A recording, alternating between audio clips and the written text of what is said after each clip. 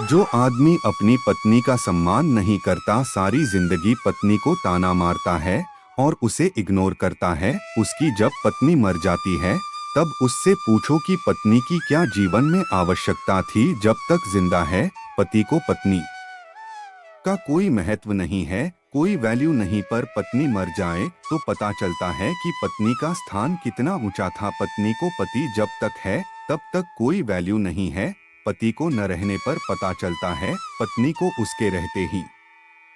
मेरी मांग में सिंदूर था, उसके रहते ही मेरी हाथों में मेहंदी थी, उसके रहते ही मेरे हाथ में चूड़ियां थी, उसके रहते ही मेरे पाँव में महावर था और पैरों में बिछिया थी। वह पति क्या चल गया, मेरा तो सिंगार चला गया। पति है तो आपके माथे की बिंदियां शोभित होती है, पर यह पति ना हो तो आपकी माथे की बिंदियां भार हो जाती है। पति है तो हाथों की चूड़ियों की खनकती सुंदर लगती है, संगीत की ध्वनि लगती है, और पति ना हो तो वह चूड़ियां भार बन जाती है। पति है तो आप लाल साड़ी में सुंदर लगते हैं, और पति ना हो तो फिर आपका सिंगर आपकी शोभा नहीं है।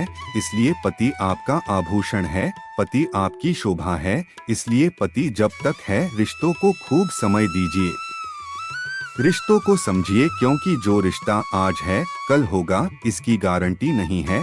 चाहे माँ बहन का रिश्ता हो, चाहे देवरानी जेठानी का रिश्ता हो, चाहे सास बहू का रिश्ता हो, चाहे वह पिता पुत्र का रिश्ता हो, पता नहीं कल किसकी आखिरी सांस हो, कल किसका मिलन आखिरी मिलन हो, किसकी हंसी आखिरी हंसी हो, किसकी रात आखिरी रात हो। इसलिए रिश्तों के प्रति थोड़ा सा जागरूक बनो, सारे रिश्तों को महत्व दीजिए, जिसमें अपनी पत्नी को सबसे ज्यादा और अपने पति को सबसे ज्यादा, क्योंकि आखिरी में ना बेटा रह जाएगा, ना बाबा रह जाएगा, ना बेटी रह जाएगी तो तुम्हारी बूढ़ी पत्नी और बूढ़ा पति अकेले रह जाओगे, क्योंकि तीसरा कोई रही नहीं जाएगा। क्योंकि आजकल के बच्चे समय कहाँ तुम्हें देंगे, उन लोगों के पास टाइम कहाँ है तुमसे बात करने की, वह तो अपना सेटल हो जाएंगे। तो फिर बुढ़ापे के साथ कौन देता है। पति और पत्नी का पूरक पति है और पत्नी के पूरक पति। आप दोनों अपने बच्चों के चक्कर में अपने रिश्तों को बिगाड़ मत लीजिएगा,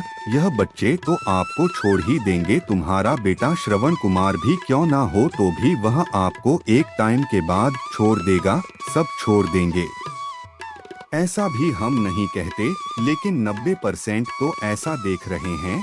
भगवान करे आपका बेटा आपके साथ रहे और आपकी सेवा करें, पाव दवाई बुढ़ापे में भगवान करें ऐसी हो आपका बेटा के बुढ़ापे में आपसे पूछ ले कि माँ दवाई ले ली, माँ के पांव दबा के बैठ के तुम्हारे सिर पर हाथ फेर के बोले माँ जब तक आप नहीं खाओगी मैं भी नहीं खाऊंगा, चलो खा लो। बिना बच्चों को खिलाई ना माँ कभी नहीं खाती, और वह बच्चे जब बड़े हो जाते हैं तो वह कभी यह नहीं कहते जब तुम खिलोगी जब हम खाएंगे। माँ बच्चों को गोदी में बैठाकर खिलाती है, बच्चा खाना नहीं चाहता तो माँ पकड़ के बच्चों को बिठाकर गोद में खिलाती है जबरदस्ती। लेकिन वही बच्चे जब बड़े होकर कभी ऋण नहीं चूकते कि माँ पहले तुम खाओ फिर मैं खाऊंगा। माँ बेटे के पसंद का हलवा बनाया, कभी बच्चा यह नहीं कहता कि माँ तुम बैठो आज मैं आपको अपने हाथ से हलवा बनकर खवाता हूँ। माँ नहीं चाहती कि मेरा बेटा मेरे लिए हलवा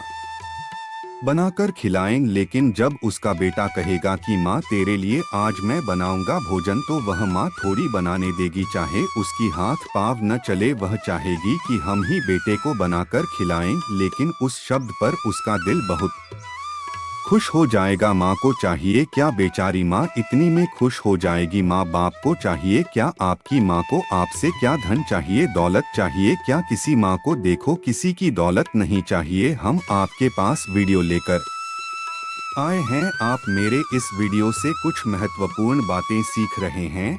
मैं आपसे आपकी दौलत मांगने नहीं आया और ना आप मेरे से दौलत मांगने आए हैं। ये तो केवल प्रेम के रिश्ते हैं साहब। कारण आप आते मेरे वीडियो में प्रेम के कारण आपका भाई भी आपसे मिलता है, राम राम करता है, आपकी तरफ देखा है, प्रेम है साहब। वरना भाई को भी भाई से क्या चाहिए। तू अपनी कमाई में खुश है, हम अपनी कमाई में खुश है, तू अपना काम हम अपना काम। आजकल एक आदमी देखा कैसा हो गया है कि दूसरों से बात कर लेगा, दूसरों के बगल में जाकर बैठ जाएगा, लेकिन खुद के भाई से बात नहीं करेगा। आप लोग अपनी पड़ोसन से दिन भर पंचायत कर लोगी, लेकिन सगी जेठानी की तरफ देखना पसंद नहीं करती हो, सगी देवरानी की तरफ देखना पसंद नहीं करती हो। इतनी ईर्ष्या, इतना द्वेष किसके लिए? यह ईर्ष्या द्वेष भर के कहाँ जाओगे? क्या लाभ है इसका? इससे नुकसान किसका है?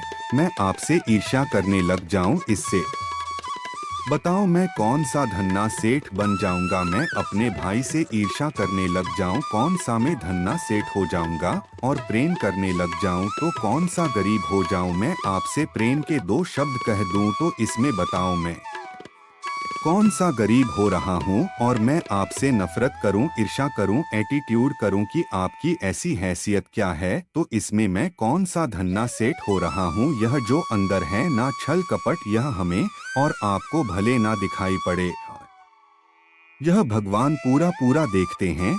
जब आपके अंदर चोट लगी होती है, डॉक्टर आपकी बॉडी नहीं देखता, डॉक्टर केवल सीटी स्कैन लेता है और हाथ में एक्स्ट्रा लेता है, हाथ में देख लेता है अंदर कहाँ प्रॉब्लम है। उसी प्रकार यह शरीर तो यही जल जाएगा। तुम्हारा हमारा जो फोटो खींच कर जाएगी यमराज के पास, भगवान के पास, वह तो मन की जाएगी कि मन में क्या चल रहा था आपके पास। अच्छा, इतना ईर्ष्या थी, इतना द्वेष था, इतनी नफरत थी, इतनी नफरत लेकर मर गए आप। क्या पा लिया इस नफरत को अंदर? इसलिए यह सारी चीज यही त्याग दो। आप कहते हैं मेरे भाई के अंदर छलकपट है, मेरी तो जेठानी के अंदर छलकपट है। मेरे दोस्त, मैं मान लिया कि छल कपट है, चलो उसके ही अंदर रहने दो। तुम कहे अपने अंदर भर रहे हो, तुम्हारी जेठानी के अंदर छल कपट रहने दो, तुम्हारे भाई के अंदर रहने दो, तुम्हारी सास के अंदर छल कपट रहने दो, उसके अंदर रहने दो। साफ करो अपना, तुम उसमें तुम्हारा बिगड़ रहा है। अपना कर्म का वो पाएगा, अपना कर्म का आप पाएंगे। आजकल लोग अपने पर ध्यान नहीं देते, दूसरे पर ज्यादा ध्यान देते हैं। मेरा पड़ोसी क्या कर रहा है, मेरा पड़ोसी कैसा है, मेरा पड़ोसी तो तरक्की कर रहा है। साहब, दूसरों को क्या देख रहे हो? तुम खुद तरक्की करो, तुम्हारा पड़ोसी भी तो मेहनत करके तरक्की कर रहा होगा। क्या आपका कोई पाप पकड़ा है? आप भी मेहनत करो, वह विदेश जा रहा है कमाने को, तो आप भी जाओ। क्या आपको जहाज पर नहीं बैठने दिया जाएगा? देखो साहब, किसी को देखकर ईर्ष्या रखने से कभी आप तरक्की नहीं कर पाएंगे। अपने मेहनत पर ध्यान दीजिए कि आप कितना मेहनत कर रहे हैं। तो मित्रों, इस वीडियो को अंत तक देखने के लिए बहुत बहुत धन्यवाद। अगर यह वीडियो आप लोगों को पसंद आया होगा तो चैनल को सब्सक्राइब, वीडियो को लाइक करके कमेंट में राधे राधे जरूर लिखेगा। फिर मिलते हैं एक नए वीडियो में, तब तक के लिए राधे राधे। जय श्री कृष्णा, जय श्रीमन नारायण।